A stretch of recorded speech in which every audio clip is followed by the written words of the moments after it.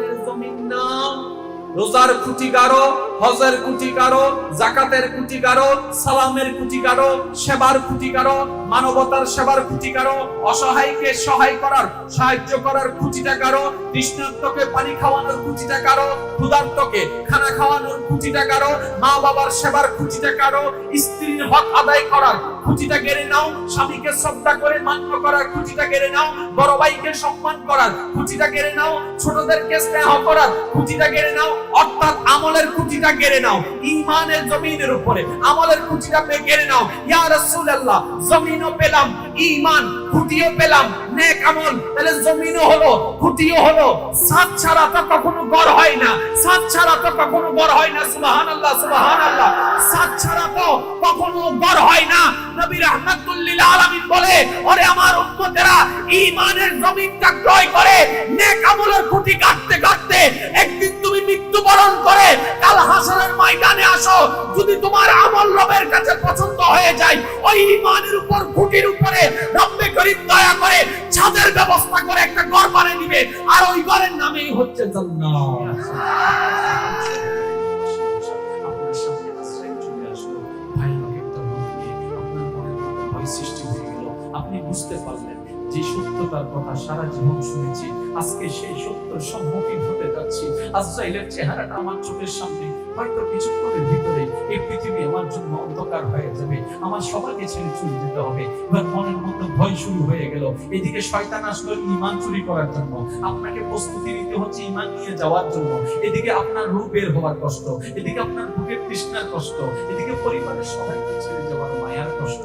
হাজার কষ্ট আপনাকে একাই প্রতিযোগিতা করতে লাগছে, হাজার কষ্টের মোকাবেলা আপনার একাই করতে লাগছে। এবার আপনি অসহায় হয়ে গেলেন, আপনি অসহায় হয়ে গেলেন, নিরুপায় হয়ে গেলেন। এবার আপনি ভাবতে লাগলেন, আমি তো সেই ব্যক্তি যে গোল্ডেন এ প্লাস অর্জন করেছি, আমি তো সেই ব্যক্তি যে বিদেশে গিয়ে লক্ষ টাকা কামিয়েছি, আমি তো সেই ব্যক্তি বাড়ি বিদেশে যাওয়ার সময় বেড়ার ঘর ছিল, আসার সময় চারতলা বিল্ডিং আমি বানিয়েছি, আমি তো সেই ব্যক্তি যে সুন্দরী একটা মেয়েকে বিবাহ করেছি, আমি তো সেই ব্যক্তি যে ছেলেকে বড় বড় কলেজে পড়িয়েছি, আমি তো সেই ব্যক্তি যে মেয়েকে বড় জায়গায় বিয়ে দিয়েছি। তাহলে সবগুলোই তো আমার সফলতা এতদিন মনে করছি। এবার কই আমার সার্টিফিকেট, কই আমার ডিগ্রি, কই আমার ব্যবসা, কই আমার টাকা, কই আমার চাকরি, কই আমার বিদেশ, কই আমার প্রফেশন, কই আমার পাওয়ার, কই আমার ক্ষমতা, কই আমার আত্মীয়, কই আমার মা, সবকিছু যখন পর হয়ে গেল, এবার তার রিয়েলাইজ হলো, আল্লাহ এগুলো তো একটাও আমার সফলতা না, এগুলো তো একটাও আমার সফলতা না, এগুলো তো একটাও আমার সফলতা না। আর একটু জোরে বলেন না ঠিক কি না?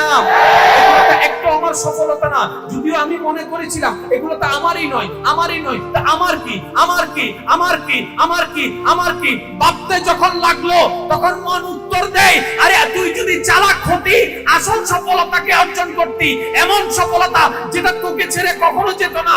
বলে যে কি সেই সফলতা? বলে যে ওই সফলতার নাম ঈমানের সাথে আমল। একবার তুমি হুকুম দিলেই তো দুনিয়া কাত হয়ে যাবে। ইজা জুলজিলাতিল আরদু জিলজালাহা ওয়া আখরাজাতিল আরদু আসকালাহা। তোমার একটা হুকুমে তো কুন ফায়াকুন হয়ে যাবে, কারণ তুমি তো ইন্নাল্লাহা আলা কুল্লি শাইইন কাদির। ও মাওলা, আমরা আশ্চর্য করতে পারি না, আমি জমিন আর চোখ বন্ধ করে থাকতে পারি না, এই অন্যায় এই গুনাহ আর লোড নিতে পারছি না। রব্বে কারীম বলে, যতই তোমরা যাই বলো না কেন, আযাব আসবে না। এবার সমস্ত সৃষ্টি, জমিন ও আসমান, চাঁদ ও সূর্য, মেঘমালা, ফেরেশতা রাজি, সবাই বলে, আল্লাহ ব্যাপারটা কি? তুমি তাদেরকে গুনাহ করতে দেখো, আযাব দিচ্ছ না কেন?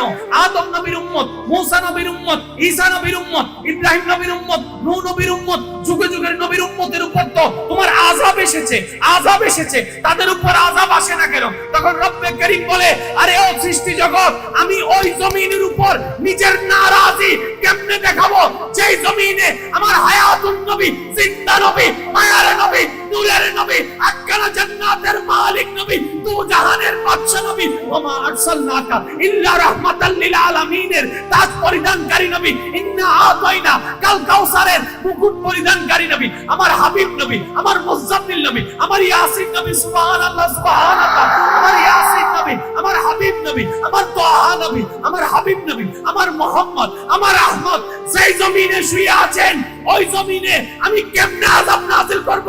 কোরআন ডাক দিয়ে বলে, ওয়া মা কানাল্লাহু লিয়ুআযিবাহুম ওয়ান্তা ফীহিম, চিৎকার দিয়ে বলেন সুবহানাল্লাহ। আমার কোনো কথা কাউকে গ্রহণ করতে হবে, তবে ভাই হিসেবে এতটুকু আবদার, প্রতিটি কথা মনের কান দিয়ে শুনে নিরপেক্ষ বিচারক হয়ে বিবেক দিয়ে বিবেচনা করে দেখবেন। সঠিক যদি মনে হয় গ্রহণ করবেন, ভুল যদি মনে হয় বাদ দিবেন, কোনো সমস্যা নেই। তৃতীয় নম্বর অনুরোধ, আমাকে একটু আওয়াজ দিয়ে সহযোগিতা করতে হবে। যারা যারা করতে রাজি আছেন একবার বলেন মারহাবা, আর একটু জোরে বলেন মারহাবা। মাইকের আওয়াজ যতটুকু যাচ্ছে, যারা ঘরে আছেন বসে থাকেন, যারা চার দোকানে আছেন চা খান। আমি চলে যাওয়ার পরে আমার ছোট ভাই যখন আসবে, জনিল আবেদিন সাহেব, আপনারা সবাই মিলে ভরপুর ভাবে আসবেন, এটা আমার আহ্বান। আমার জন্য এই ছোট ছোট পাগলগুলোই যথেষ্ট। আমার ভাই যখন আসবে আপনারা সবাই ব্যাংকে আসবেন ইনশাআল্লাহ। জোরে বলেন না, আর একটু জোরে বলেন না। একটু খেয়াল করবেন মাইকের আওয়াজ যতটুকু যাচ্ছে, প্রতিটা কিছুর একটা কারণ। আজকের মাহফিলটা অন্য জায়গায় না হয়ে এখানে হওয়ার পিছনে একটা কারণ, স্টেজটা ওইদিকে না হয়ে এদিকে হওয়ার পিছনে একটা কারণ। আপনার আমার প্ল্যানিং এর মধ্যে, সিদ্ধান্তের মধ্যে, ডিসিশনের মধ্যে, চিন্তার মধ্যে যেমন প্রত্যেকটা কিছুর পিছনে একটা ব্যাকগ্রাউন্ড আছে, একটা কারণ আছে, রব্বে কারীমের প্রতিটা সৃষ্টির মধ্যে, প্রতিটা সৃষ্টিকে সাজানোর মধ্যে, কাউকে জীবিত রাখার মধ্যে, কাউকে মৃত্যু দেওয়ার মধ্যে কারণ আছে।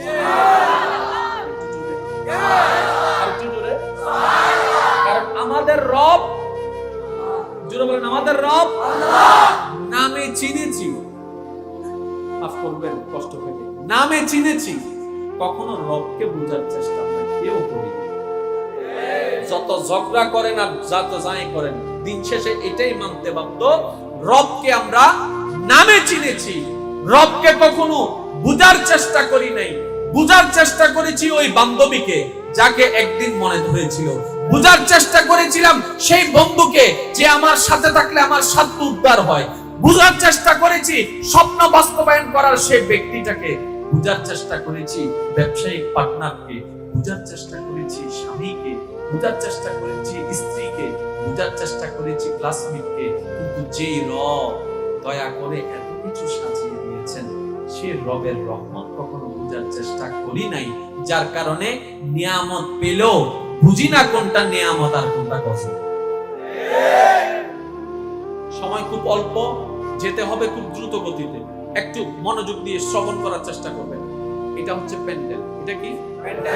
অনেকগুলো বাঁশের মাধ্যমে এই প্যান্ডেলটা স্থির হয়েছে, কিন্তু প্যান্ডেল ওয়ালাকে জিজ্ঞেস করেন সব বাঁশ কি একসাথে গেড়েছেন নাকি প্রথমে একটা? এবার ঠান্ডা মাথায় বলছি, ঠান্ডা মাথা বোঝার চেষ্টা করুন। একটা প্যান্ডেল যেটা আমরা রেডিমেড দেখছি, শুরুটা হয়েছে কোন একটা বাঁশের মাধ্যমে। এবার সেই বাঁশটা হচ্ছে মিডলে, সেই বাঁশটা পুরো প্যান্ডেল নির্ভর করছে মাত্র 2 অথবা 3টা বাঁশের। এই সাইডটা খুলে ফেলেন, এই সাইডটা দাববে, এখানের কোনো ক্ষতি হবে না, কিন্তু এই 3টা যদি খুলে ফেলেন,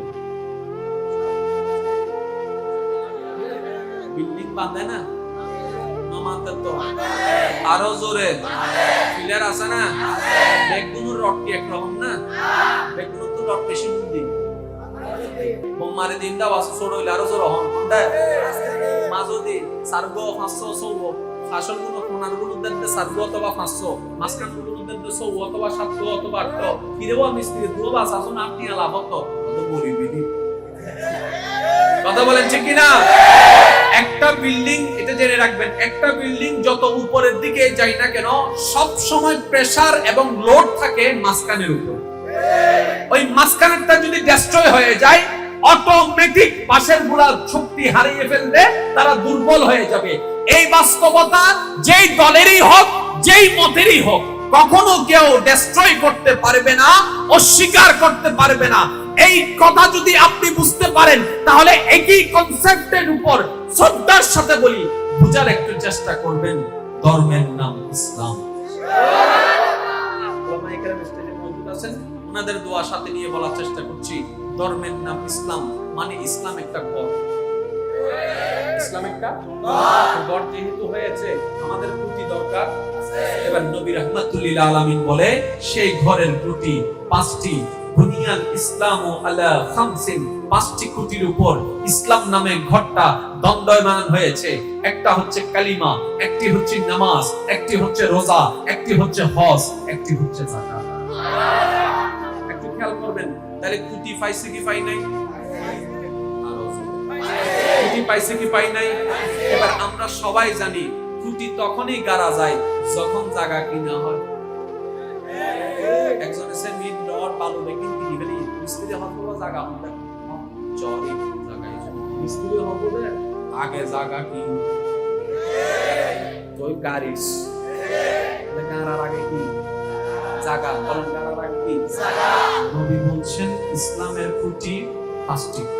ইয়া রাসূলুল্লাহ, খুঁটি তো আমরা পেলাম, কিন্তু অল্প জ্ঞানে এতটুকু বুঝেছি জমিন ছাড়া কখনো খুঁটি গাড়া যায় না, জমিন ছাড়া কখনো ভিত্তি প্রস্তর করা যায় না, জমিন ছাড়া কখনো পিলার গাড়া যায় না, জমিন ছাড়া কখনো ফাউন্ডেশন দেওয়া যায় না। রাসূলুল্লাহ, আপনি তো খুঁটির কথা জানিয়ে দিলেন, তো এই খুঁটিটা কোন জমিনের উপরে গাড়বো? নবী রাহমাতুল লিল আলামিন বলে, নামাজ একটা খুঁটি, রোজা একটা খুঁটি, যাকাত একটা খুঁটি, হজ একটা খুঁটি। আর সেই খুঁটিগুলা যে জমিনের উপর গাড়তে হবে সেই জমিনের নাম হচ্ছে ঈমান। ঈমানের জমিন নাও, নামাজের খুঁটি গাড়ো। সুবহানাল্লাহ, ইশারায় ইশারায় জোরে জোরে বলতে হবে।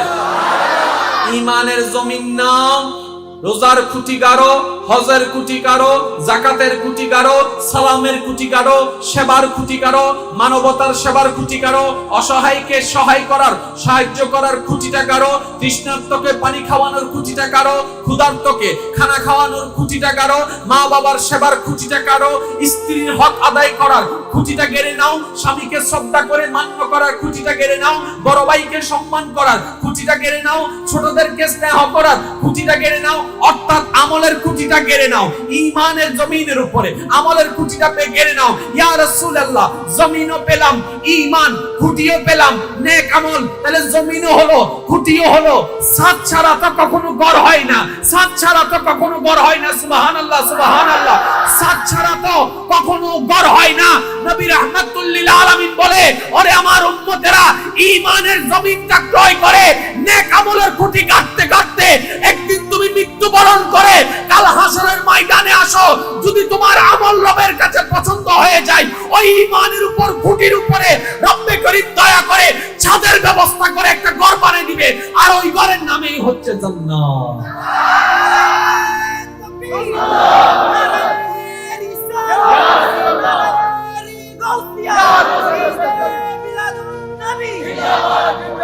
একটা কথা সবসময় মনে রাখবেন, শিক্ষিত সমাজের ভাইয়েরা, তর্ক বিতর্কের নাম ইসলাম নয়, মহাব্বতের নাম ইসলাম। এই কনসেপ্ট আমরা বুঝি না বলে শান্তির ধর্মে থেকে অশান্তি করি। কি কোনো সমস্যা নাকি? এই কমিটির ভাইরা, কমিটির ভাই যারা আছেন, এই যে বাইরে বাইরে আপনারা কোনো কথা বলতে ইশারায় কথা বলবেন, ওকে? ইশারায় ইশারায়, কারণ কমিটির ভাইদের একটা দায়িত্ব আছে, ওনারা ওনাদের দায়িত্ব পালন করুক, আমরা আমাদের দায়িত্ব পালন করি। আল্লাহ সবাইকে কবুল করুন। কথাটা আবার বলছে, একটু খেয়াল করুন। তর্ক বিতর্কের নাম ইসলাম নয়, মুহাব্বতের নাম ইসলাম। ধাক্কা ধাক্কি গুতাগুতি ঠেলাঠেলির নাম ইসলাম নয়, মুহাব্বতের গোলাগুলির নাম ইসলাম। আর আমাদের ধর্ম তো সেই ধর্ম যে ধর্ম শিক্ষা দেয়, কেউ যদি তোমাকে কটু কথার গালি নিক্ষেপ করে তোমার দিকে, মুস্কি হেসে তাকে একটা সালাম দিয়ে। সুবহানাল্লাহ, সুবহানাল্লাহ, আওয়াজ আমি পাই না। ইমানদার ভাইরা আরো জোরে বলেন সুবহানাল্লাহ। আমাদের ধর্ম তো সেই ধর্ম, পৃথিবী মায়ার কি জিনিস কখনো দেখতো না, চিনতো না। নবী রাহমাতুল লিল আলামিন এসে প্র্যাকটিক্যাল মায়া কাকে বলে, মমতা কাকে বলে, ভালোবাসা কাকে বলে, স্নেহ কাকে বলে, সম্মান কাকে বলে, কর্তব্য কি কি, প্রত্যেকটি প্রকারের উদাহরণ সহ প্র্যাকটিক্যাল করে নবী রাহমাতুল লিল আলামিন উম্মতদেরকে শিখাই দিয়েছেন। তাহলে এই নবী, এই ইসলাম কখনো অশান্তির হতে পারে না। জোরে বলেন না, পারে? আজকে থেকে কিছু মাস, 6 মাস 7 মাস আগে একটা ঘটনা ঘটেছিল কুমিল্লায়। মূর্তির উপরে কি রাখা হয়েছিল? যার যা মন চায় যেমন মন চায় বলে ফেলছে। একজনে বলে মোকাররম বাড়ি, আপনি চুপ কেন? মানে আমি কোনো স্ট্যাটাস দিচ্ছি না, আমি কোনো বক্তব্য দিচ্ছি না, আপনি চুপ কেন? আমি আগে যে ঘটনা জানিলই না, তারপরে না বলি। এখন একটা কনসেপ্ট আমি আপনাদেরকে বলি। একটা মসজিদ, একটা মন্দির, রাতে সবাই ঘুমালো, সকালবেলা উঠে দেখে মন্দিরের ভিতরে গরুর গোশত। ওরা ঘুম থেকে উঠে যখন মন্দিরে দেখবে যে গরুর গোশত, চোখ বন্ধ করে মনে করবে কে রাখছে? আমি বলছেন, আপনারা বলেন।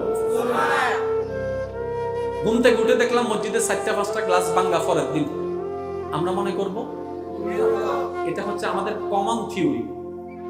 কিন্তু রাতের আসল কাহিনী কি জানেন? মসজিদের গ্লাস ভেঙে দেয়নি, আর মন্দিরের ভিত্তি গোস করে কে দিতে? রামকৃষ্ণ। তোমরা বাজি নিও। সেজন্য নবী রাহমাতুল্লিল আলামিন বলেছেন, আমাদেরকে শিক্ষা দিয়েছেন, উম্মত কখনো যদি কোনো কিছু শুনো কিংবা দেখো, সাথে সাথে রিঅ্যাকশন করিও না। দেশ আছে, আইন আছে, প্রশাসন আছে, তাদেরকে গবেষণা করতে দাও। এবার যখন আপনারা চিল্লায় বের হয়ে গেছেন, হ্যাঁ মূর্তির উপর কোরআন মানি না, মানব না, নিশ্চয়ই এটা বিধর্মীর কাজ, কিছুদিন পরে বাইরেই এবার লিটারা সুভোগী হাতে পাত নাই, হাওয়া নাকি হবে চল কাহিনী শেষ। কাহিনী আপনি জানেন আপনার বোকামির কারণে আপনি কত পিছিয়ে গেছেন। আপনারা তো রাষ্ট্রনীতি নিয়ে গবেষণা করেন না, আপনারা মনে করেন যে বাস মশকালি, বাস মশকালি। কিন্তু মশকালির একটা মুসলমানের কর্তব্যের কারণে হিন্দুস্তানে, ইন্ডিয়াতে হাজার মুসলমান মারা যাচ্ছে। আপনি তাই চিন্তা করেন নাই? আপনি চিন্তা করছেন আমি মানলাম, বাস জয় হয়ে গেলাম। Doesn't Islam? Islam is peaceful, Islam is loving, Islam প্রেমময়। আরে কষ্ট হচ্ছে আমার কথা, একটু বোঝার দরকার। এদিকে আপনি হিন্দুদের উপর অত্যাচার করেছেন, রাজনীতি ঢুকে আরো বেশি গোলাটা করে বললো। এবার যখন সেটা বিশ্ব আদালতের নিউজে যখন দেখাচ্ছে, সিএনএন এ দেখাচ্ছে, বিবিসি যখন দেখাচ্ছে, ইন্ডিয়ান প্রত্যেকটা নিউজ চ্যানেল, আমি যেটা দেখেছি আমার সচক্ষে দেখা, প্রত্যেকটা নিউজে দেখা যাচ্ছে বাংলাদেশের মুসলমানরা হিন্দুর উপর মারছে, আঘাত করছে, আক্রমণ করছে। আদৌ কিন্তু তা নয়, সত্য মিথ্যা কিন্তু তারা বানাই ফেললো। এবার যখন ইন্ডিয়াতে এটা দেখানো শুরু করলো, ওইদের হিন্দু উগ্রবাদী হিন্দুরা মুসলমানের উপর আঘাত করা শুরু করছে। মারছি আমরা, মার খাই আমাদের মুসলমানরা। আপনি খেয়ালও করেন নাই, চিন্তাও করেন নাই, নিজে মারলেন, অপর ভাইকে মারার ব্যবস্থা করে দিলেন। আল্লাহর ওয়াস্তে কখনো যদি এমন কোনো কিছু হয়, মেজাজ ঠান্ডা। কারণ আমাদের কোরআন আসার সময় দামি হয়ে এসেছে। সুবহানাল্লাহ, একটু জোরে বলেন না। আমাদের কোরআন এসে দামি হয় নাই, আসতে দামি হয়ে এসেছে। সুতরাং আমরা বললে এই দাম আর বাড়বেও না, কমবেও। তো যারা কোরআনের জন্য এমন করেছেন, তাদের জন্য আমার একটা অনুরোধ, ভাই এই কাজটা আমি সমর্থন করি, ঠিক আছে মানলাম, কোরআনের প্রেম। কোরআনের প্রেমটা এইভাবে না দেখি একটা কাজ করেন না, অন্তত সপ্তাহে একবার কোরআন পড়ে কোরআনের প্রেম দেখান। রমজানের জন্য কোরআনটাকে আর রেখে দিয়েন না, একটু কোরআনটা তেলাওয়াত করে কোরআনের প্রেমটা দেখান, কোরআনও খুশি হয়ে যাবে। না মুসলমান ঘরের ভিতর আমাকে দুলের মধ্যে ফেলে রেখা নেই, মাঝে মধ্যে একটু নিয়ে তেলাওয়াত করেছি। আমার কথা কষ্ট নিয়েন না ভাই, কারণ বুঝার দরকার। ইয়ারা সিলেকে ভাষার একটা কথা আছে, মোসারাই হাট্টো খাইনি মুজলা মতম দাড়িওয়ালা দাড়িওয়ালা বাজিনি আইয়ে হনে ভাই হাত তো হন আর জোর হন না, এটা বললে চলবে না। আমরা যদি সত্যিকার ভাবে, আমার আওয়াজ কি শেষ পর্যন্ত শোনা যাচ্ছে ভাইরা? একটা হাত তুলে দেখান, শোনা যাচ্ছে তো? মাশাআল্লাহ, একটু মনোযোগ। আজকে যা ওয়াইজ করেন আমার জনের আবেদন ইনশাআল্লাহ আমার ছোট ভাই করবে। আপনারা শুধু আমি একটু ফাকলামি করে যাই, কি বলেন আপনারা? একটু ফাকলামি চলবে তো ইনশাআল্লাহ? তাই সবাই মিলে একবার বলেন তো মারহাবা। যার যতটুকু কাজ আছে সব শেষ করে ফেলেন, একবার দরুদ শরীফ পড়ছি, এর ভিতরে ইনশাআল্লাহ যেন বারবার ডিস্টার্ব না হয়। আল্লাহুম্মা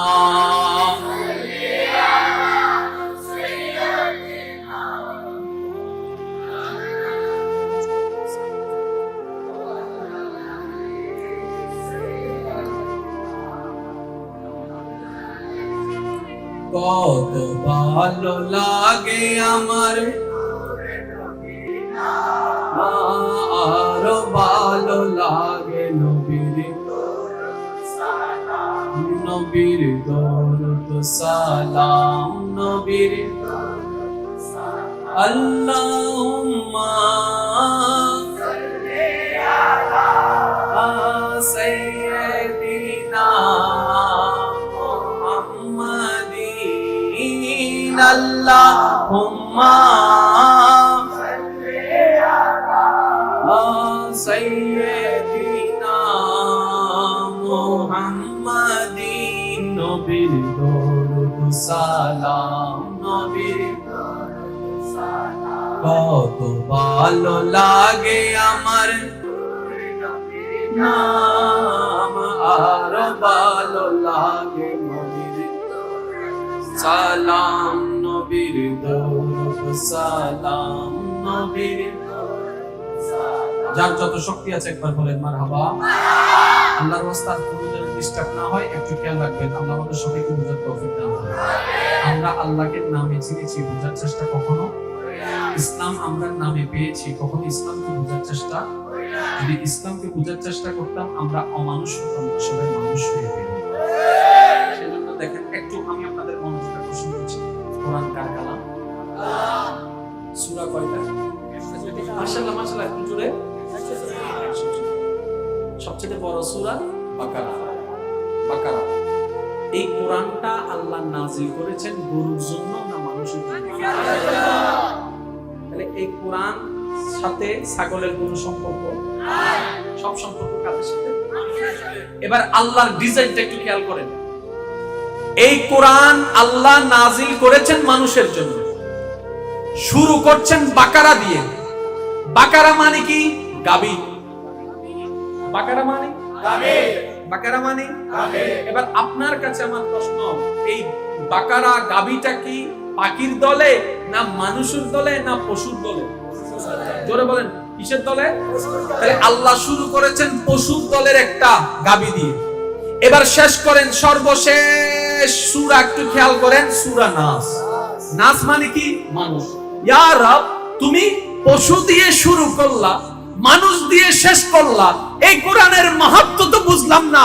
রব্বে কারীম বলে কোরআন এমন একটি কিতাব, যদি কোরআনের নূর নিয়ে যদি পড়তে পারো পড়ার মতো, অমানুষ হয়ে জানোয়ার হয়ে পশু হয়ে পড়া শুরু করবা, মানুষের মতো মানুষ হয়ে তুমি তৈরি হবে। কোরআনকে যারা ভিতরে নিয়েছে তারা মানুষ হয়েছে।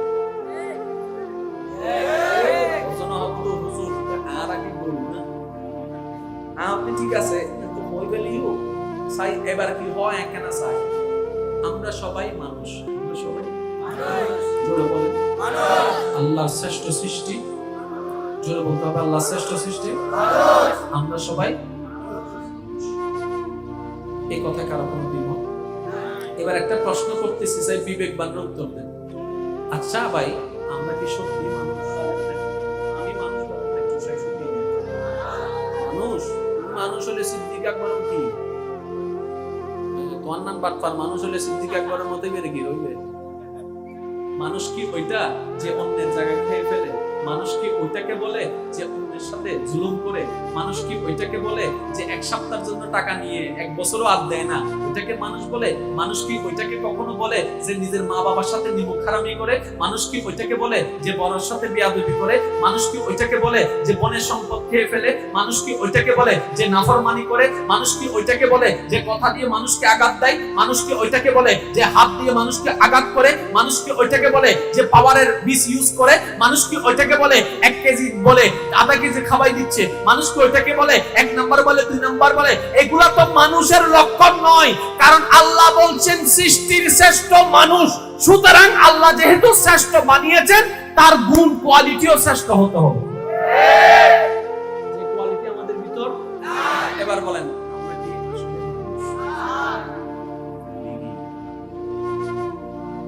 আমরা কেউ মানুষ?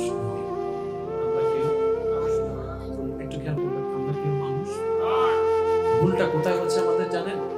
আমরা মানুষ মানি মনে করি কি জানেন? 2 চোখ, 2 হাত, 2 পা, কান থাকতে হবে, নাক থাকতে হবে, কথা বলতে জানতে হবে, এগুলো আমরা মানুষ। এগুলো কোনো মানুষই না। সুবহানাল্লাহ বলবেন আরেকটু জোরে, বুঝার দরকার আছে না ভাই? কারণ আমি যদি না বুঝি তাহলে শিখবো কিভাবে, করবো কিভাবে? কথা বলেন ঠিক কিনা? মানুষ কাকে বলে শুনেন, যার বাহিরের অংশ ঠিক থাকবে কিংবা না থাকবে, কিন্তু ভিতরের মনটা মানুষ হয়ে যায়। আচ্ছা আমি আপনাদেরকে বলি, আপনারা দেখেন আপনাদের এলাকায় এমন হয় কিনা, কিছু মানুষের ব্যবহার চরিত্র দেখে আমরা মাঝে মধ্যে বলি বেগুন মরে।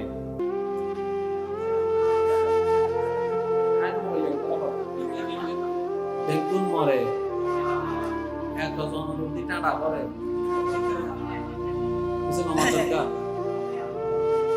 অমানুষ। আর গ্রহ কি ব্যবহার চরিত্র দেখে কি হইল, ভিতরে কিন্তু দুই সুখ আছে, ভিতরে বুঝে না তা আছে। এবার কিছু কিছু মানুষের যাতে বিপদ খালাতে এমভাবে সাহায্য করে, তারা হয়তো অবু বাবু তুই মানুষ ন একই গ্রাম দিয়া দুয়া পাগি হব, করে দেখিরে হতে ফেরেস্তা আর করে দেখিরে হতে জানোয়ার। এবার দুনোর আয়নার সামনে যাতে ছবি তুললি দেই দুনো এক, দুয়া সুপ, দুয়া আগ, দুয়া ট্যাং, বেগিন ডবল ডবল সুন্দর সুন্দর রমা কিনে বেগিন সেম টু সেম কিরোটা উপরে ফেরেস্তা হই সুপরে জানোয়ার কা হইস হত্যা আসলে ফেরেস্তা হই দিবের বক্তনো যা জানোয়ার তুনতা পার্থক্য হন্ডে হতে দিবে ফেরেস্তারা হইবের মন নাম বড় সুন্দর আছে। যার মন সুন্দর সে মানুষ, যার মন সুন্দর নাই সে অমানুষ। এবার সিদ্ধান্ত আপনার, সিদ্ধান্ত আপনার। আপনি কি অমানুষের দলে যাবেন নাকি মানুষের দলে আসবেন? যদি অমানুষের দলে যেতে চান, যা মন চায় তা করেন, হাসরের ময়দানে বেঁচে যাবেন। আর যদি মানুষের দলে আসতে চান, কিছু ত্যাগ দিতে হবে, কিছু সাথ দিতে হবে, কিছু ধৈর্য ধরতে হবে, কিছু চুপ থাকতে হবে, কিছু মেনে নিতে হবে, কিছু সহ্য করতে হবে। সুবহানাল্লাহ বলেন না? কিছু সহ্য করতে হবে, কিছু মাফ করতে হবে। যদি এভাবে করে আমলটা করে যেতে পারেন, ওই হাসরের ময়দানে আল্লাহকে বলবেন, আল্লাহ তেমন কিছু আনতে পারি নাই, ধৈর্যটা নাকি তোমার বড় প্রিয় গুণ, সেটাকে সাথে নিয়ে এসেছি। রব হয়তো খুশি হয়ে এটাও বলতে পারে, তুমি ধৈর্য নিয়ে এসেছো আমার রহমতের আশা নিয়ে, যাও তোমাকে নিরাশ করব না, আমি আল্লাহ তোমাকে মাফ করে দিলাম। প্রত্যেকটা কিছুর একটা প্ল্যানিং আছে না নাই? জোরে বলেন না প্ল্যানিং আছে না নাই? আরেকটু জোরে বলেন প্ল্যানিং আছে না নাই? আর প্ল্যানিং এ যে সফল হয় সে সাকসেস। প্ল্যানিং এ যে সফল হয় ফিরি ফিরি শুনি। জন্ম আমার নবীর যুগে হলে কেমন হতো, জন্ম আমার হলে কেমন হতো,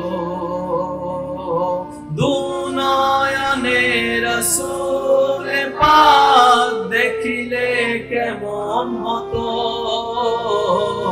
দুনয়নে রাসূল পাক দেখিলে কেমন হতো, জন্ম আমার নবীর যুগে হলে। মশকালি আসলে নবী প্রেম দরবেশ আয় কেনা হম আয় দিয়ে তারপরে ইয়ান জানি জোরে জোরে। জন্ম আমার নবীর যুগে হলে কেমন হতো, দুনয়নে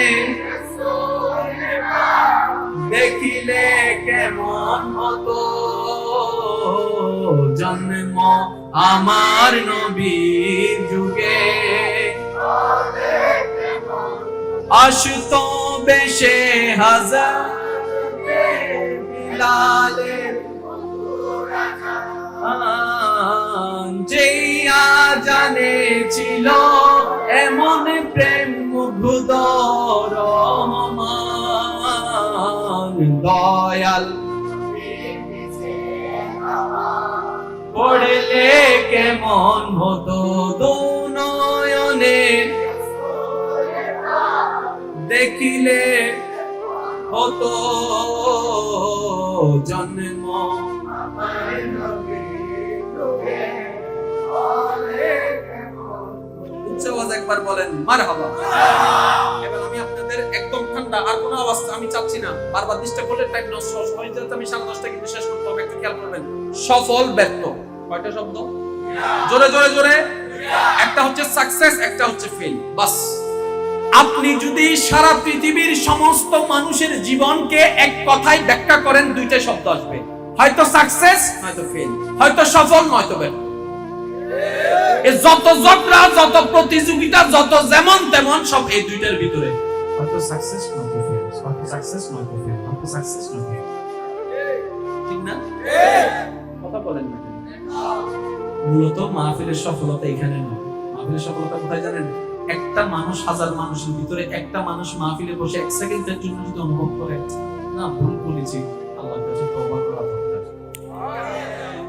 একটা মানুষের একটা সেকেন্ডের ফিলিংস যে বলবে আমি আল্লাহর দরবারে আসলে ভুল করেছি, তওবা করা দরকার, ওই একজনের উসিলায় হাজার জনের উপস্থিতি রবের দরবারে খোদা হয়েছে। আরে জোরে বলেন সুবহানাল্লাহ। এবার খেয়াল করেন, সফল অথবা ব্যর্থ আপনারা কোনটা হতে চান? আরো জোরে, আরো জোরে। এই সফলের ব্যাখ্যা এক একজনের কাছে এক এক রকম। ছাত্রের কাছে সফল হচ্ছে গোল্ডেন এ প্লাস পাইলে। বিদেশ ওয়ালার কাছে সফলের ব্যাখ্যা হচ্ছে যা কর্জ করে গেছে সেগুলো যদি ফেরত দিতে পারে। ব্যবসায়ীর কাছে সফল হচ্ছে যতটুকু কম দিয়েছে তার 2 ডাবল ইনকাম করতে পারলে।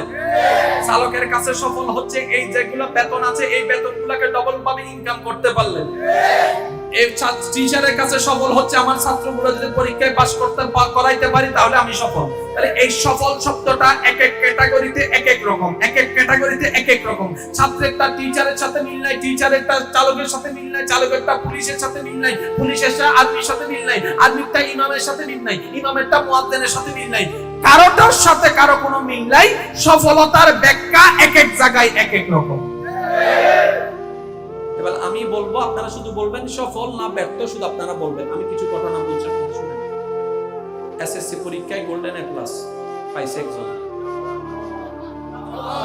আই নো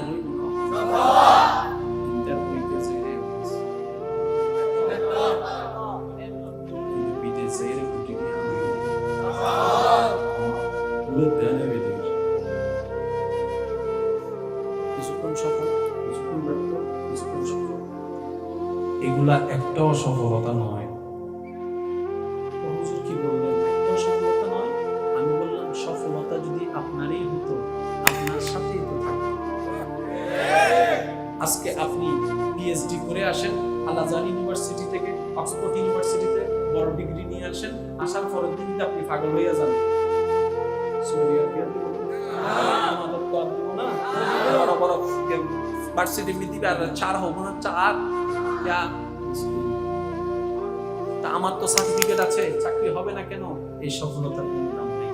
শুধু দুজন সাক্ষী থাকুন, মনে রাখবেন জীবনের চিরবাস্তবতা, মৃত্যু যখন সামনে চলে আসলো পরিবারের সবাই পাশে বসে, সবার সামনে থেকে আজরাইল থাবা দিয়ে আপনার রূহটা আপনার জানতে, শুধু আপনি দেখবেন আজরাইলকে, আর কেউ দেখবে না। হয়তো মুরব্বীর কাছ থেকে আপনারা অনেকে শুনেছেন, বললে হয়তো মনে পড়বে।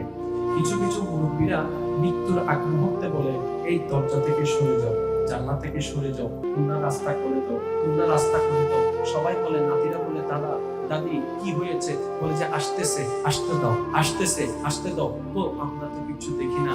তখন নবী বলে তোমরা দেখবা না, মৃত্যু পথযাত্রী তার চোখের পর্দা আল্লাহ তুলেই দেয়, যার কারণে সে ফেরেশতাকে দেখতে পারে, আমরা সেটা দেখতে পারি না। একটু কল্পনা করুন, আপনি শুয়ে আছেন, আপনার আপন সবাই আপনার পাশে বসা, আপনার সামনে আশ্রয় চলে আসলো, ভয়ানক একটা রূপ নিয়ে আপনার মনের মধ্যে ভয় সৃষ্টি হয়ে গেল। আপনি বুঝতে পারলেন যে সত্যতার কথা সারা জীবন শুনেছি, আজকে সেই সত্যের সম্মুখীন হতে যাচ্ছি। আজরাইলের চেহারাটা আমার চোখের সামনে, হয়তো কিছুক্ষণের ভিতরে এই পৃথিবী আমার জন্য অন্ধকার হয়ে যাবে, আমার সবাইকে ছেড়ে চলে যেতে হবে। এবার মনের মধ্যে ভয় শুরু হয়ে গেল। এদিকে শয়তান আসলো ঈমান চুরি করার জন্য, আপনাকে প্রস্তুতি নিতে হচ্ছে ঈমান নিয়ে যাওয়ার জন্য। এদিকে আপনার রূহ বের হওয়ার কষ্ট, এদিকে আপনার বুকের তৃষ্ণার কষ্ট, এদিকে পরিবারের সবাইকে ছেড়ে যাওয়ার মায়ার কষ্ট।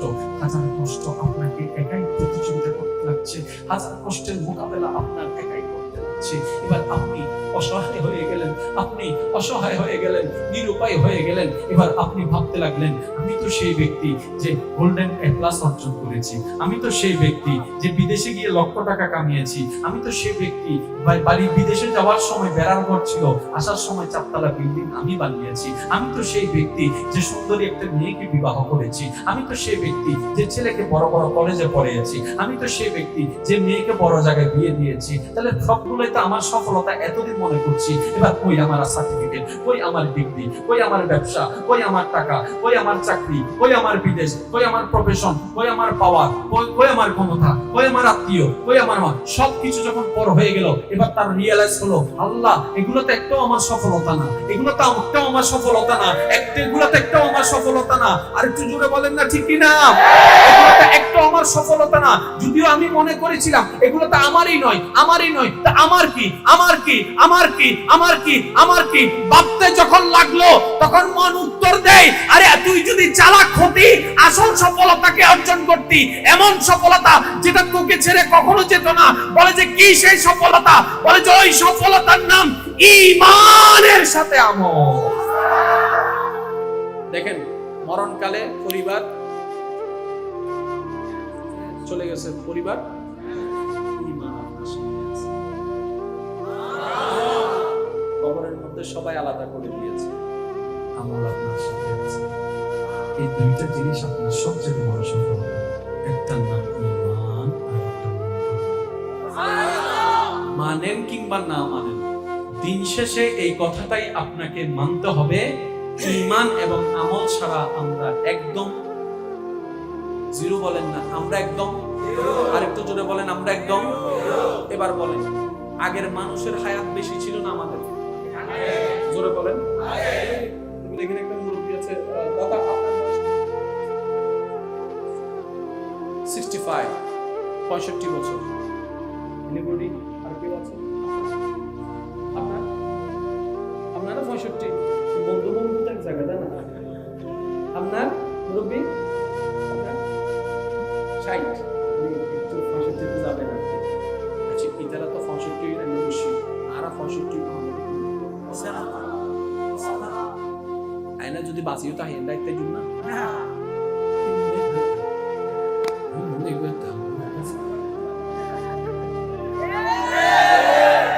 সময়ের তালে তালে হায়াত কমছে, হায়াত জোরে বলেন হায়াত। আগের মানুষ বাঁচত 100 বছর, 120 বছর, কমতে কমতে 90 বছর, কমতে কমতে 80 বছর। এখন গড়ে হিসাবে, সরকারি গড়ে হিসাবে বর্তমানে বিশ্বের মানুষ বাঁচে হচ্ছে 40, 45, 40, 45, 50। ভাগ্যবান হয়তো কিছু 60 পর্যন্ত যাচ্ছে। মেজরিটি পার্সন আমাদের গডের হায়াত হচ্ছে এখন 40, 45, 50। এবার নিজেকে প্রশ্ন করেন আপনার বয়স কত? এবার 40 থেকে আপনার বাকিটা বিয়োগ দেন, বাকি কত থাকে? কারো 5, কারো 10, কারো 15। বাস এটাই সেই সুযোগ যেটাকে অবহেলা করলে সারাটা জীবন আফসোস করে ছাড়া আর কোনো উপায় থাকবে না। এবার সেই বান্দার বয়স হয়ে গেল 30, কল্পনায় আসলো তার বয়স থাকবে 40, আর 10টা বছর তার হাতে সময় আছে। এবার সে একদিন গাছতলায় বসে ভাবতে লাগলো, কার জমিনে থাকলাম, কার অবাধ্যতা করলাম, কার জমিনে থাকলাম, কার অবাধ্যতা করলাম, কে খাওয়ালো, কার বিরোধিতা করলাম, কে রহমত করলো, কার বিপক্ষে চললাম, কার কথা শোনা দরকার ছিল, কার কথা শুনলাম। দিন শেষে মানুষ তো একটা লজ্জাবোধ তো কাজ করে। এবার মানুষ তার মনে চলে আসতো, যাদের জন্য এত কিছু করছি তারাই তো আমাকে ঘর থেকে বের করে দিবে যখন আমার রূপটা চলে যাবে, তারাই তো আমাকে অন্ধকার কবর আমার জন্য পূরণ করবে, আমাকে সেই কবরে রাখবে, আমার জন্য পূরণ করে। আমি তো অনেক গুনাহ করেছি, একটা দুটা হলে বলা যেত, হাজার হাজার হাজার আমি গুনাহ আমার আমল নামায় গোড়া হয়ে গেল। আল্লাহ বুঝতে পারি নাই, কিন্তু আমার তো ক্ষমতা নাই অতীতকালে ফিরে যাওয়ার, আমার তো ক্ষমতা নাই অতীত থেকে মুছে ফেলার। রব তুমি তো একটা দয়াবান, তুমি একটা ব্যবস্থা করো না যেন আমি এই বাকি 10টা বছর 5টা বছর তোমার দিকে আসতে পারি। রব্বে কারীম বলে, ও আমার বান্দা, এতদিন পরে হলো তুমি বুঝতে পেরেছো, চিন্তা করিও না, লা তাকনাতু মির রাহমাতিল্লাহ। বান্দারে তুই চিন্তা করিস না, আমার রহমত থেকে নিরাশ হইস না। এবার বান্দা বলে, আল্লাহ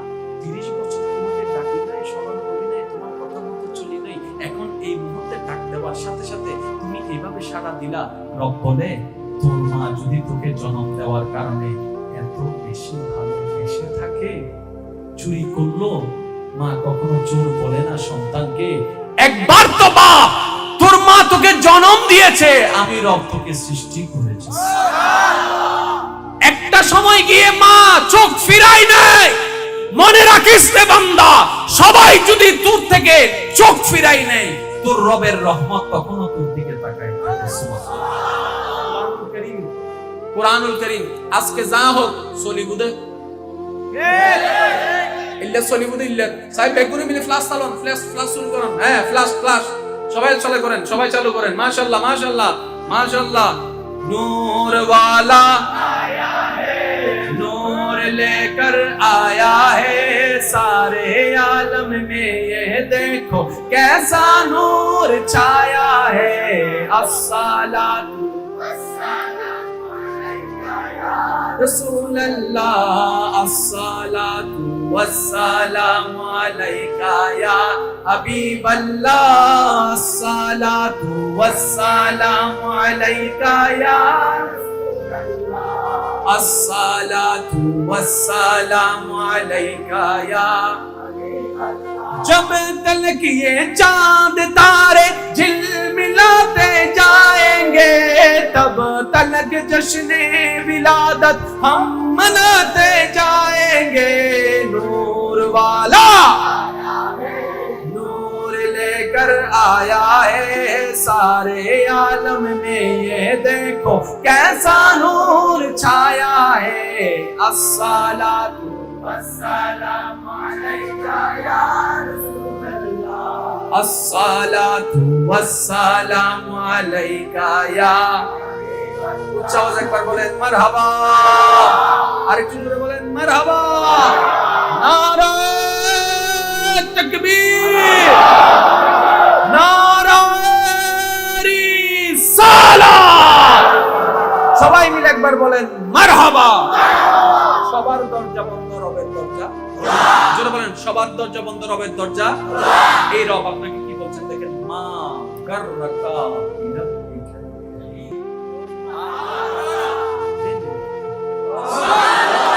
বান্দা একবার তো বল, একবার শুধু বইলা তো দেখ, তুই শুধু বইলা দেখ, তারপর দেখ তোর রব কি করে। ওলামায়ে কেরাম স্টেজে মওজুদ আছেন, ওনাদের দোয়ার সাথে নিয়ে বলার চেষ্টা করছি। মনের কানটা খুলে দেন। কেমন সৌভাগ্যবান আপনার আমার ভাগ্য, কেমন নবীর উম্মত হয়ে দুনিয়াতে তশরিফ এনেছি। আল্লাহ পাক আমাদেরকে পাঠিয়েছেন। আগের যুগের উম্মতেরা একবার দুইবার তিনবার ভুল করলে আল্লাহ চতুর্থবার আর সুযোগ দিত। তিনবার ওয়ার্নিং দেওয়ার পরে আল্লাহ পাক আযাব দিয়ে তাদেরকে ডেস্ট্রয় করে দিতেন, ধ্বংস করে দিতেন। অর্থাৎ তাদের নাম নিশানাও আর থাকতো। যেমন আপনারা জানেন ফেরাউনের উপর আযাব, নমরুদের উপর আযাব, আদ বাহিনীর উপর আযাব, লূত নবীর উম্মতের উপর আযাব। বিভিন্ন সময় উম্মতের বান্দার পাপের কারণে আল্লাহ পাক তিনবার ওয়ার্নিং দিয়েছে, কথা না শুনলে মাইর। এককে মাইরে, জোরে বলেন এককে মাইরে। আর কোন অস্তিত্ব, আর কোন বংশধর, আর কোন নাম নিশানা। এবার একটু কল্পনা করেন, আগের যুগের উম্মতের গুনাহ বেশি নাকি আমাদের বেশি? জোরে বলেন না। কারণ তাদের ফেসবুক ছিল, তাদের মেসেঞ্জার ছিল,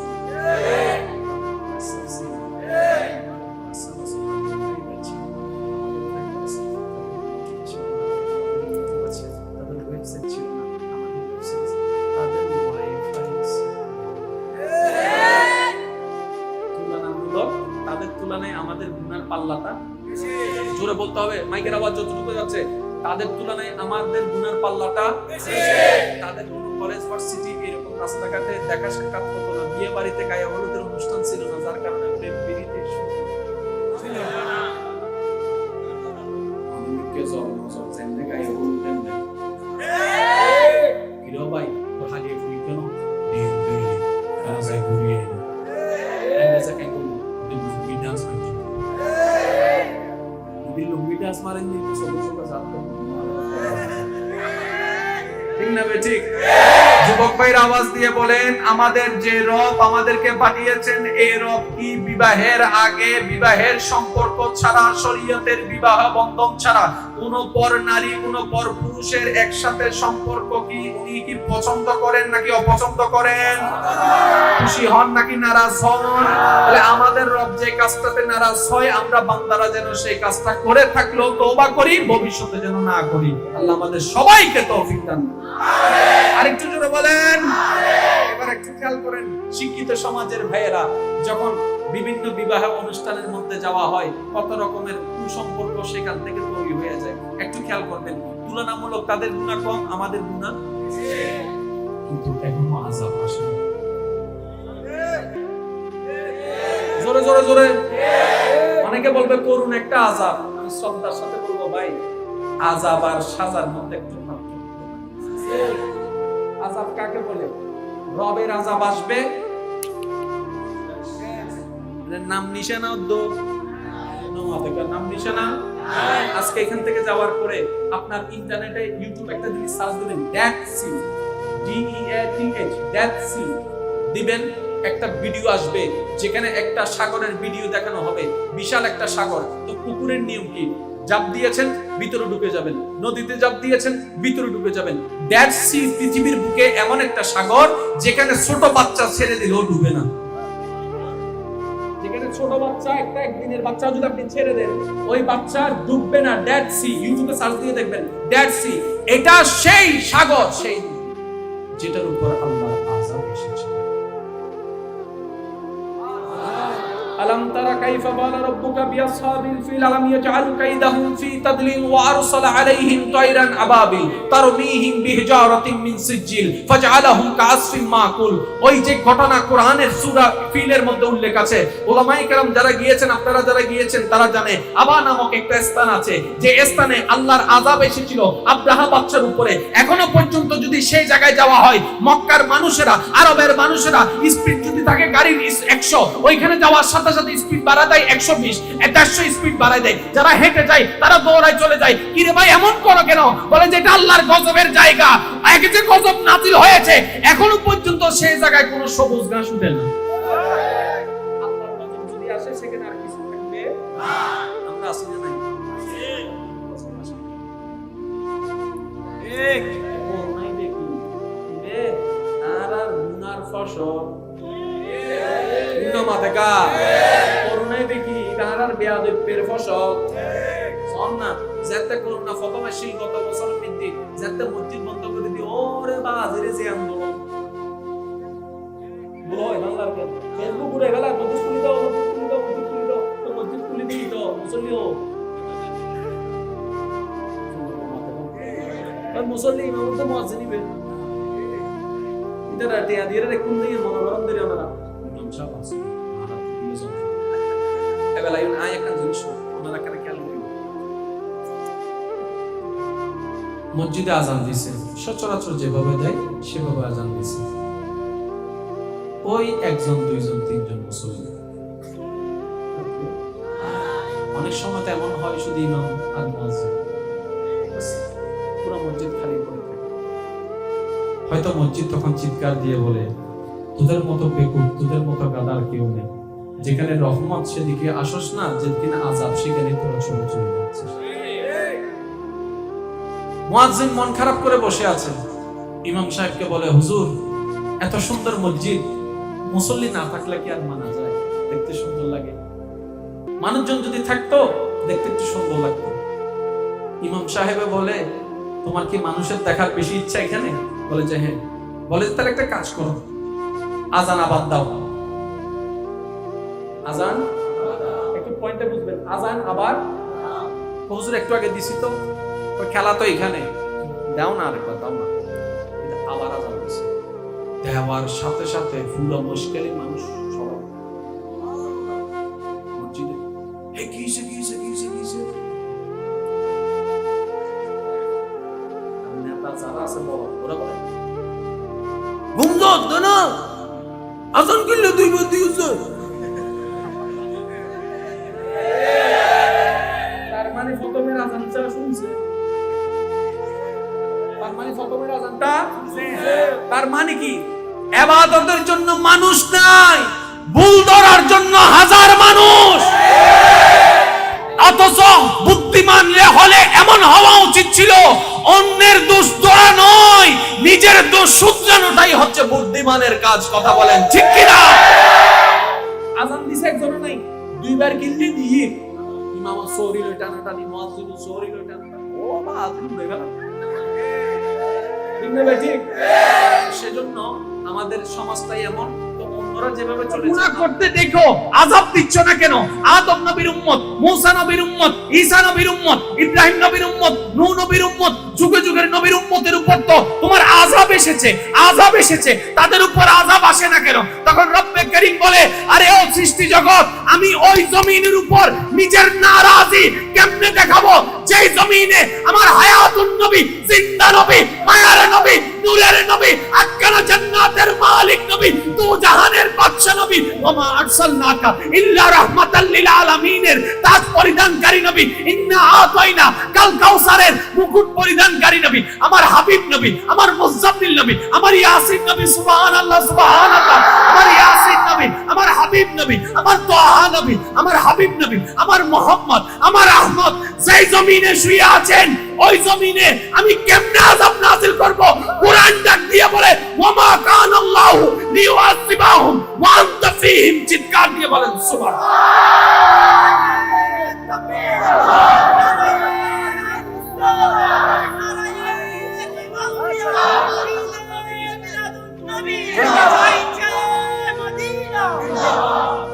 ও নবীর পাগল পাগল উম্মতেরা, ঈমানে আওয়াজে বলেন মারহাবা। মশকালির জমিন, আমি করছি অন্যায়, আযাব আসতে চায়, রব বলে না। একটু বুঝেন না, আযাব আসতে চায়, সাজা আসতে চায়, হতে পারে সেটা আগুনের বৃষ্টি, হতে পারে সেটা প্লাবন, এনি টাইপের আযাব আসতে চায়, রব বলে না।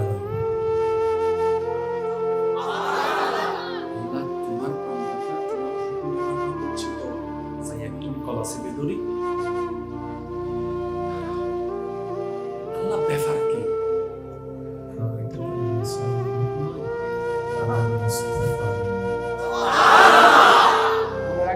শিক্ষিত সমাজের বাইরে সামনে বেশি কথা বলতে হয় না, ওলামায়ে কেরাম মওজুদ আছে। আমরা সবাই কার বান্দা? এই কথাগুলো যদি বুঝে ফেলতে পারি, কেউ আপনার ঈমান চুরি করতে পারবে না। এই কথাগুলো একটু শিক্ষিত সমাজ, কারণ আপনারা যারা আমাকে চিনেন না, আমাকে জানেন, আমি কারো পক্ষেও নই, আমি সবসময় আমার নফসের বিপক্ষে, আমার কলবের পক্ষে, আমি সবসময় আমার খারাপের বিপক্ষে, আমার অন্তরের ভিতরে নূরের পক্ষে। কারণ আমি বিশ্বাস করি, অন্যের বদনাম করার চাইতে নিজের দোষগুলোকে শুধরে নেওয়া এটাই বুদ্ধিমানের কাজ। কারণ যে বদনাম করে সে পিছনে পড়ে থাকে, যে প্রশংসা করে সে আগে সামনে এগিয়ে যেতে থাকে। তো আমরা সবাই যদি আগাতে চাই, তাহলে বদনাম দিয়ে নয়, শত্রুরও প্রশংসা করতে থাকুন। দেখবেন ওই শত্রুর রব যিনি খুশি হয়ে যদি একবার যায়, আপনাকে হাজার অপমানের ভিতরে সম্মানের ব্যবস্থা করবে। ইমানদার ভাইরা একটু খেয়াল করবেন, আমরা সবাই কার বান্দা? আদম আল্লাহর বান্দা। আমরা সবাই কার বান্দা? মূসা নবী আল্লাহর বান্দা। কিন্তু ওনার ক্যাটাগরি নবী, আমাদের ক্যাটাগরি উম্মত। এসআইআর কমিশনার কি এক? সবাই বাংলাদেশের নাগরিক। আরেকটু জোরে বলেন না। বাংলাদেশের নাগরিক, ভোটার আইডি কার্ড আছে না নাই? কমিশনারের পদ আলাদা, এসআইর পদ আলাদা, এসপির পদ আলাদা, ডিজির পদ আলাদা, ডিএজির পদ আলাদা। এগুলো সবকিছু নির্ভর হয় স্টারের উপরে। মজন আহমদ হুজুর অনাবার ইন্ডিকা যাইতে লেখা অনেক জামিলা। হুজুর কর তো বহুত মিকে জম করে, নলে হুজুর করে না যাইলে বাদামুন দিয়ে যাবি। হুজুর করে ইন হইলে ইয়ার নাম ইয়া নতুন বেশি লেঙ্গানাস আন্দা বা কি দে নাসিতি আহাদিবে নাজলে লেঙ্গানি হুন তখন ঠিক কি না? আজকে মুহাদ্দিস সময় বলে নাজম বলে ফল নহত তো ফল নহত তারা তো রহন না ফল ন ফল কি মেন্টালি ডিস্টার্ব আছে না নাই? এবার একটু খেয়াল করেন, আমরাও আল্লাহর বান্দা, আদমও আল্লাহর বান্দা, আমরাও আল্লাহর বান্দা, মুসাও আল্লাহর বান্দা, আমরাও আল্লাহর বান্দা, ঈসাও আল্লাহর বান্দা। কিন্তু আমাদের ক্যাটাগরি উম্মত, ওনাদের ক্যাটাগরি নবী। আমাদের ক্যাটাগরি উম্মত, ওনাদের র‍্যাঙ্কিং হচ্ছে নবী। মনে রাখবেন, আমি একদম শর্টকাটে বলি, আপনারা একটু খেয়াল করলে বুঝতে পারবেন। আল্লাহর যত সৃষ্টি আছে সবার ভিতর শ্রেষ্ঠ হচ্ছে মানুষ। একটু খেয়াল করবেন, আমরাও আল্লাহর বান্দা, আদম নবীও আল্লাহর, একটু জোরে বলেন, আদম নবীও আল্লাহর। আমরা ক্যাটাগরি উম্মত, আদমের ক্যাটাগরি নবী। এবার আমি বলছি আপনারা শুধু মিলাই যান, গ্রহণ করতে হবে না, মিললে গ্রহণ করে, নাইলে করেন না। আল্লাহ তাআলার সমস্ত সৃষ্টির ভিতরে মাটি আছে, গরু আছে, ছাগল আছে, হাঁস আছে, মুরগি আছে, এই আছে, সেই আছে, সমস্ত সৃষ্টির ভিতর শ্রেষ্ঠ আমি বলি না, আপনারা বলছেন কি? মানুষের ভিতর প্রথমে দুই দল, আস্তিক, জোরে বলেন আস্তিক। এই দুই দলের মধ্যে শ্রেষ্ঠ কে? নাস্তিক মানে যে স্রষ্টা মানে না, আস্তিক মানে যে স্রষ্টা মানে। নাস্তিকের তুলনায় শ্রেষ্ঠ আস্তিক। আস্তিকের ভিতর অনেক দল, যেমন বিভিন্ন ধর্ম, অনেক দল, এগুলোর ভিতর শ্রেষ্ঠ হচ্ছে মুসলমান। জোরে বলেন না। মুসলমানের ভিতর দুই ক্যাটাগরি, একটা নামের মুসলমান, একটা কামের মুসলমান। শ্রেষ্ঠ কে? আমি বলবেন, আপনারা বলেন না, নামের না কামের? কামের মুসলমানের ভিতর দুই ক্যাটাগরি, একটা হলো সাপ্তাহিক নামাজি, একটা হলো ওয়াক্তীয় নামাজি। কোনটা শ্রেষ্ঠ? জোরে বলেন না। ওয়াক্তীয় নামাজের ভিতর দুই ক্যাটাগরি, একটা হচ্ছে শুধু ওয়াক্তীয় নামাজ, আর একটা হচ্ছে তাহাজ্জুদ ওয়ালা নামাজ। আরো জোরে বলেন না। এবার দেখেন স্থান পাচ্ছে, তাহাজ্জুদ ওয়ালা নামাজের চাইতে শ্রেষ্ঠ হচ্ছে একজন মুমিনের চাইতে শ্রেষ্ঠ হচ্ছে একজন মুত্তাকি আল্লাহর ওলি। আর জোরে বলেন না, মুত্তাকি আল্লাহর ওলির তুলনায় অনেক গুণ শ্রেষ্ঠ হচ্ছে সাহাবী, সাহাবীর তুলনায় অনেক গুণ শ্রেষ্ঠ হচ্ছে নবী, নবীদের চাইতে অনেক গুণ শ্রেষ্ঠ হচ্ছে রাসূল।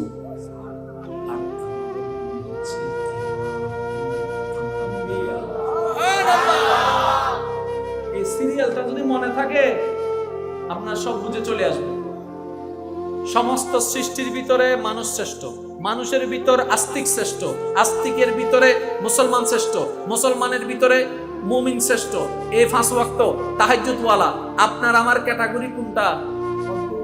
সাপ্তাহিক শুক্রবার আইলে মসজিদের ভিতরে জায়গা নাই, শেষ করে দিয়ে ইমাম সাহেব বিভিন্ন বারে বজন হতে কি দেবো, ইমাম সাহেব কো ইমাম সাহেব হতে আর একটা না যাইতো তো হতে উজু জায়গা নাই, বিশুজন হতে আই ন গেলে তোরা ফরাই বহন হতে ও একটু জন ইমাম সাহেব হতে আসসালামু আলাইকুম ওয়া রাহমাতুল্লাহ।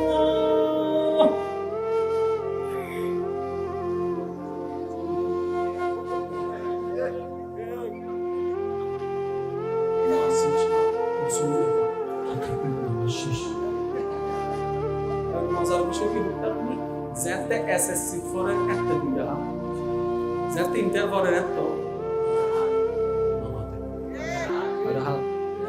সরি বলতে তো, সরি ভাই দেন তো, বহুত বলতেন তো, বিয়ে বুঝি দেন তো, বিয়ের পরেও ফর বাপ হয়ে দেন, ফর বড় হয়ে দেন, ফর কলেজ ফরেন, ফর লাগু হয়নি, ওর বিয়ে তো, দাদাও বিয়ে তো, তুমি জ্বলতে আহতি বক্তা প্রত্যেক বছর এক রাহাত করি বাড়াইলেও তো ভিন্ন মাথেকা, প্রত্যেক বছর এক রাহাত করি বাড়াইলেও তো এতদিনে কমপ্লিট হয়ে যেত। মজার বিষয় কি হইতে না, ই তো জান্নাত তো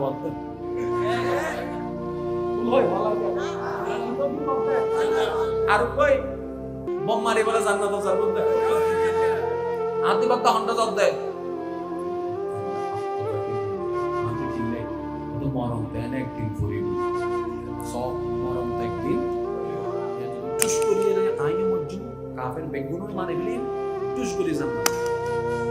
আচ্ছা ঠিক আছে বক্তা, তুই নিজে জানিও নাকি কেউ জানাই দেখে উজুরি জানাই দেবে। তাহলে উজুরি বেতন জান্নাতের দরকার নাই, অবশ্যই দরকার। ইবে মারি যদি জান্নাতের জন যায় তাহলে আগে উজুরি মন দরকার, ঠিক আছে। ইবে মারি যদি জান্নাত জন যায় আগে উজুরে না যাইব তুই কা যা হুজুর ইবে মাইলে বম ফুড়াইলে মানুষ মারি ফেলে জান্নাত তো ন দেখবেন ডেফিনিটলি জান্নাত নাই লিখে দিই কত তো বুঝো আগে জন আই ফিসে আই তাই জানো আপনি এই সালাকে হুম দেশে গেলি যেন মাথা ঠিক না বেটি বোমা মেরে জান্নাতে যাওয়া যায় না মোহাব্বত দিয়ে জান্নাতে যাওয়া যায় মানুষকে আঘাত দিয়ে জান্নাত হারাম হয়ে যায় অশান্তিময় মানুষের মনে শান্তি দিতে পারলে রব্বে করিম চাহে তো খুশি হয়ে জান্নাতও দিয়ে দিতে পারে জান্নাত মানুষকে কষ্ট দেওয়ার মধ্যে নয় মানুষকে সুখ দেওয়ার মধ্যে আমরা আসলে জান্নাত কারে বলে বুঝিই নেই একটু পরে ক্লিয়ার হয়ে যাবে জয়নুল আবেদিন সাহেব আস্তে আস্তে চলে আসবে এখন একটু খেয়াল করবেন মেহেরবানি মনোযোগ আছে তো জোরে বলেন না মনোযোগ আছে আযাব আসে না নবীর কারণে সুবহানাল্লাহ এবার খেয়াল করেন সমস্ত সৃষ্টির ভিতরে মানব আস্তিক শ্রেষ্ঠ আস্তিকের ভিতরে মুসলমান শ্রেষ্ঠ ক্যাটাগরি কি করেন আল্লাহর সৃষ্টিতে গভীর মনোযোগ আল্লাহর সৃষ্টিতে একমাত্র আঞ্চলিক ভাষা আমাদের হৃদয়ের ভাষা যত যেই ভাষায় কথা বলেন মাতৃভাষা আঞ্চলিক ভাষায় যদি কথা বলতে না পারি শান্তি দেখেন না আপনি ভাইয়া একটু এদিকে আসেন ওড়ো ইন্ডিয়ায় ঠিক না বেটি ভাইয়া আপনি কি ভাবেন ওড়া হাবিবি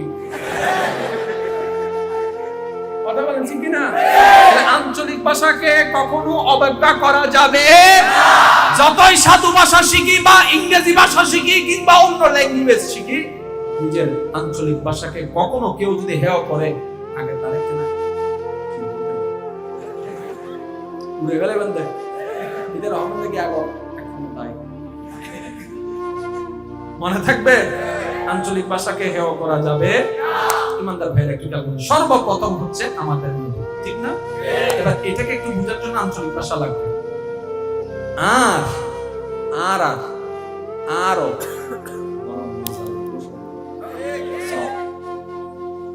আন মোবাইল আর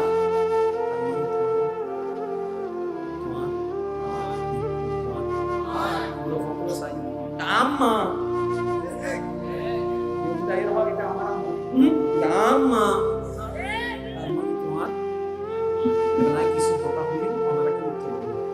আচ্ছা ভাই আল্লাহ তাআলা বলে শ্রেষ্ঠ কিতাব নাজিল জীবন নাম বলে কোরআন কোরআনই বেদিতে নবী হারার করে মুনি তো হারারি ভিতরে কেন যতম করি হারার গো এখানে কনফিডেন্স লে হনি হারার গো সমস্ত নবীয়কলে যারে সাইবেন লাই ফল এই আল্লাহ নিজে লই যাইরা দেখা দিয়ে দেওয়ান নবী বে হারার গো জীবনের মেরাজের মতো দন্দান করে জি নবী বে হারার গো সমস্ত নবীরে পিছনে রাখিয়ে আল্লাহ যারে ইমাম বানাইয়ে নবী বে হারার গো সমস্ত ফেরেশতা কলরে পিছনে রাখিয়ে যার নেতৃত্বে আল্লাহ পাক রব্বুল আলামিন জান্নাত উদ্বোধন করে নবী বে হারার গো হাবিব ব্যক্তিদের নবী বে হারার গো জোরে জোরে ইয়াসিন ব্যক্তিরে হারার গো মুত্তাসির ব্যক্তিরে হারার করে মুসাম্মেল ব্যক্তিরে হারার করে বেগ নবীর নাম ধরে ডাহিল একজনের নাম ধরে আল্লাহ নাম ডাহে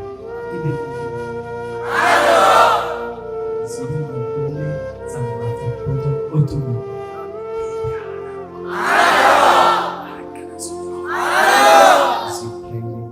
ফেরেশতা যার দরবারে হাতে বইয়ে আসা যাওয়া মৃত্যু নবী বে হারার গো খাতুনে জান্নাতের আব্বা হদ্দে নবী বে হারার গো হাসান হুসাইনের নানা হদ্দে নবী বে হারার গো আদম জারে নবী হর নবী বে হারার গো আরো জোরে জোরে জোরে মুসার মতো নবী জারে নবী হরিবে নবী হারার গো সিডেঙ্গে বাঁচার জীবেরা হয় আর গো ইবেরে উদ্দত মধ্যে হদ্দে হামারা তাই তো আলা হযরত इमाम इश्क़ मोहब्बत इमाम दीन मिल्लत अहमद रजा खां फाजिल बल्लभी फरमाते हैं सबसे आला वाला हमारा नबी सबसे बाला वाला हमारा नबी अपनी मौला का प्यारा हमारा नबी दोनों आलम का दूल्हा हमारा नबी अल्लाहु अकबर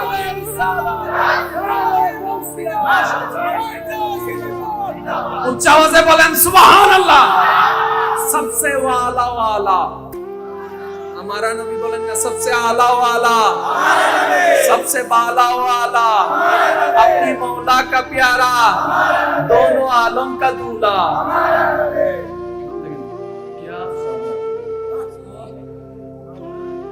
कितने तारे खिले चुप गए,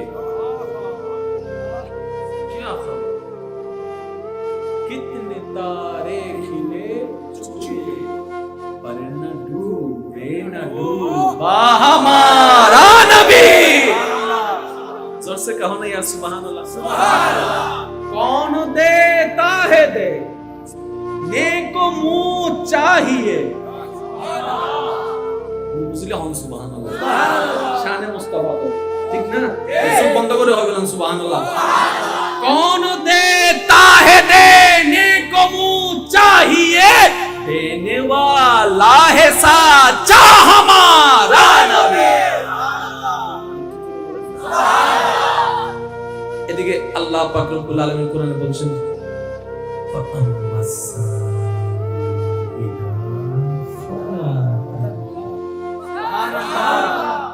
দিব কোন জায়গা থেকে নাই তো,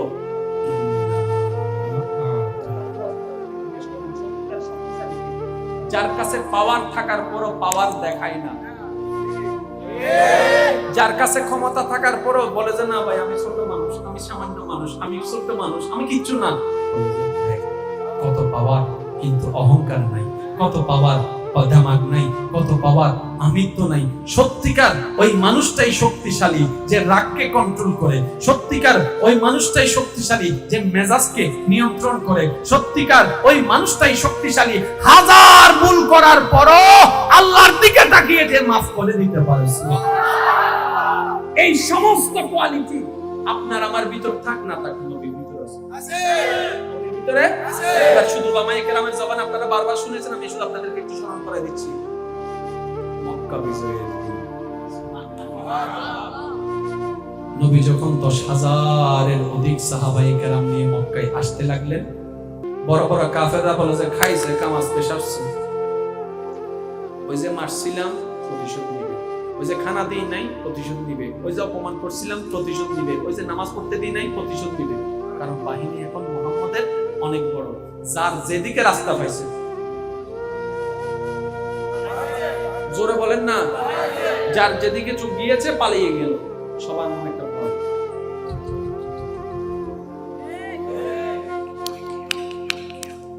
নবী রাহমাতুল্লাহ আসলেন, কাবার দরজায় দাঁড়ালেন, আল্লাহর হুকুমে যা করার করলেন, করার পরে বললেন হে মক্কাবাসী, সবার হার্টবিট এখন আরে বাড়িয়ে গেছে। যদি এই মুহাম্মদ একবার বলে ধর, সবার মনে ভয় আছে, কারণ তারা যুদ্ধের কোনো প্রস্তুতি আর এতগুলোর সাথে এটাতে যুদ্ধ করার মতো পাওয়ারও তাদের কাছে নাই। এবার সবার মনে একটা ভয় সঞ্চারণ হয়ে গেল, সবাই তাকিয়ে আছে আব্দুল্লাহর ছেলে মুহাম্মদ কি বলে, এ বুঝে হয়তো আমাদেরকে হত্যার অর্ডার দিচ্ছে। এরকম ভয় যখন তাদের অন্তরে, নবী রাহমাতুল্লিল আলামিন সবার ভাবনার উপরে গিয়ে চিন্তাকে মিথ্যা প্রমাণ করে দিয়ে এবার নবী রাহমাতুল্লিল আলামিন ডাক দিলেন, ও মক্কাবাসী, কোথায় তোমরা যারা আমি মুস্তাফাকে একা পেয়ে আঘাত করেছো, আমাকে আমার মতো একজন বাবাহারা সন্তানকে ঘর থেকে বের করে দিয়েছো, আমার বুকের ভাত তোমরা কেড়ে নিয়েছো, কোথায় তোমরা যারা আমি নামাজ পড়া অবস্থায় কাবার সেহেনের ভিতরে আমার পিঠের উপরে আতরি গুজেরা তুলে দিয়েছো, কোথায় তোমরা যারা আমার ব্যবসা বন্ধ করে দিয়েছো, কোথায় তোমরা যারা আমার ঘরের মধ্যে দিল মেরেছো, কোথায় তোমরা আজ? আসো না একবার, আসো না একবার।